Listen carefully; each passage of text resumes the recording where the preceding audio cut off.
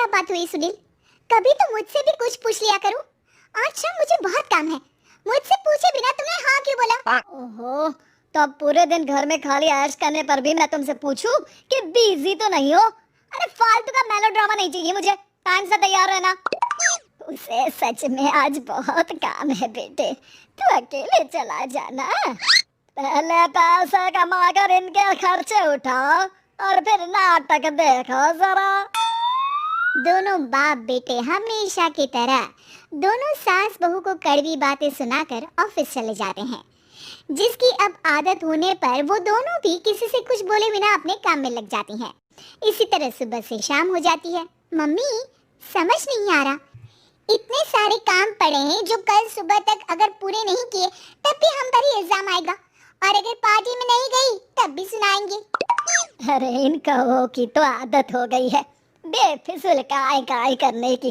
तू तैयार हो जा, काम मैं संभाल लूंगी। अब नेहा सुनील के घर वापस आने से पहले ही तैयार हो जाती है, जिस पर वो सुनील के आते ही पार्टी के लिए चले जाते हैं।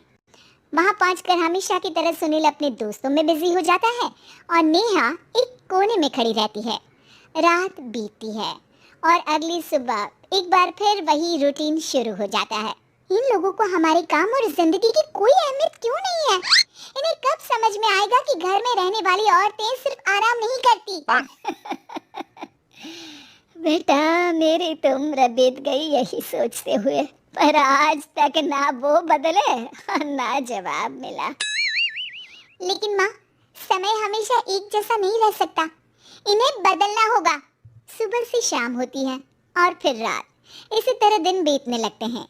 एक शाम सुनील और उसके पापा ऑफिस से जल्दी घर वापस आते हैं। तब हमें पार्टी में जाना है, सूट प्रेस करके दे दो और जल्दी तैयार हो जाओ। अरे तुम भी और घंटों मत लगाना, समझे? इसके आगे नेहा या सास को बोलने का कोई भी मौका ना देते हुए दोनों वहां से चले जाते हैं। कुछ देर बाद चारों पार्टी में पहुंच जाते हैं।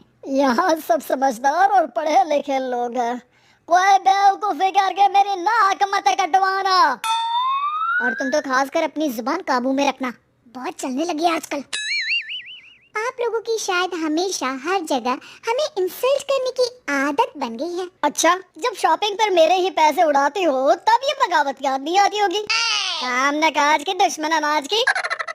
ऐसा बोलकर सुनील अपने दोस्तों के साथ चला जाता है और ससुर भी ऑफिस के लोगों के साथ गपशप में लग जाते हैं।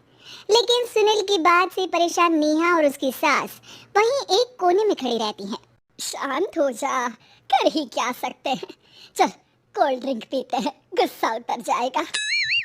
जैसे ही नेहा और सास कोल्ड ड्रिंक लेने पहुंचती हैं तो उन्हीं के बराबर में अल्कोहल का काउंटर देखकर नेहा का चेहरा चमक उठता है। वो मुस्कुराकर सास के कान में कुछ कहती है और दोनों पीना शुरू करती हैं। कुछ देर बाद दोनों चिल्लाते हुए अपने अपने पतियों को ढूंढने लगती है। कहाँ है सुनील? देख, तेरी असलियत आ रही है। कहाँ है सुनील के पापा? देखो, तुम्हारी शामत आ रही है। ये नजारा देखकर पार्टी वहीं थम जाती है। सब लोग उन्हें ही देखने लगते हैं। ये है मेरे पति। अरे काहे के पति? इनसे शादी करके तो मेरी किस्मत है फूटी। और ये मेरे पति, जिन्हें पति बोलने में मुझे आती है शर्म बड़ी।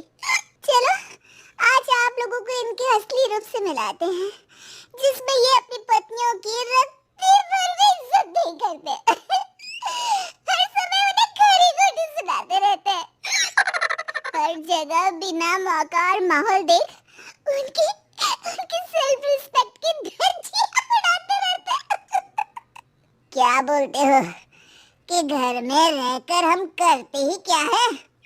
अगर ऐसी बात है तो कल से खुद अपने कपड़े धोना, प्रेस करना, सब्जी खरीदना, खाना बनाना और पसंद ना आने पर दोबारा बनाना, जैसे हम करते हैं ना।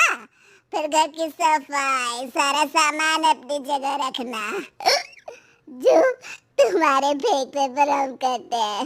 और फिर फाइनेंस मंत्री बनकर लिमिटेड पैसों में बढ़ती कीमतों के साथ घर का बजट बना रहा। चुप करा, अपनी तो कोई इज्जत है नहीं, हमारी भी खराब कर रही है। ये तो और बढ़िया है। अब अच्छे से सुनो। नेहा, ये क्या ड्रामा है? ड्रामा तो अभी शुरू हुआ है जी। सास और नेहा अपने मन की सारी भड़ास निकालने लगती है, जिसे चुपचाप खड़े रहकर सुनने के अलावा ससुर और सुनील के पास कोई चारा नहीं होता। बहुत देर तक यही सब चलने के बाद आखिर में दोनों सास बहू बेहोश हो जाती हैं। अगली सुबह सिर दर्द के साथ दोनों की नींद अपने अपने कमरे में खुलती है, जिस पर उनके पति उन्हें हॉल में लेकर आते हैं। मेरा सिर इतना दर्द क्यों कर रहा है? मेरा भी। इतनी देर में ससुर 2 ग्लास नींबू पानी लेकर रस्सी से बाहर आते हैं। ये लो नींबू पानी, इससे सिर दर्द ठीक हो जाएगा। हम दोनों आपसे कुछ कहना चाहते हैं। सास बहू हैरानी से एक दूसरे को देखने लगती हैं। तभी दोनों बाप बेटे उनसे माफी मांगते हुए कहते हैं, हमें कभी एहसास नहीं हुआ कि अपने ईगो में हम दोनों आप लोगों के साथ कितना बुरा कर रहे हैं। आज से हम भी घर के काम में हाथ बटाएंगे। और नेहा, मैंने तुम्हें जॉब करने से रोका, उसके लिए भी सॉरी। तुम्हें जो करना है करो। ये सब सुनने के बाद सास बहू मुस्कुराते हुए एक दूसरे की तरफ देखती हैं। अल्कोहल वाले काउंटर पर बैठकर कोल्ड ड्रिंक पीकर थोड़ा ड्रामा करते हुए आज इन्हें सबक सिखा ही देते हैं।